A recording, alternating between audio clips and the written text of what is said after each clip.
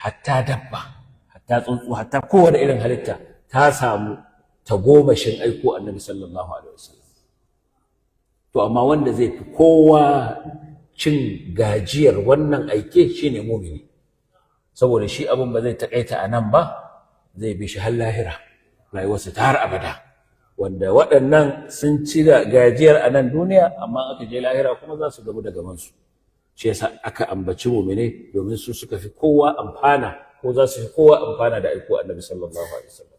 Magana akan ma'aiki sallallahu alaihi wasallama, irin baiwar da take cikin aiko shi, magana ce kamar yadda nace mai faɗi. Gashi yanzu na cinye awa ɗaya circir, saboda haka zan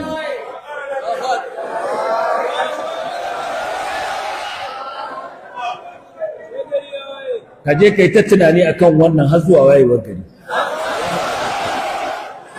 Abinda na faɗa da daidai Allah ya ba mu lada, wanda muke na kuskure Allah ya mana. Sallallahu alaihi wa sallam ala nabiyyina Muhammad wa ala alihi wa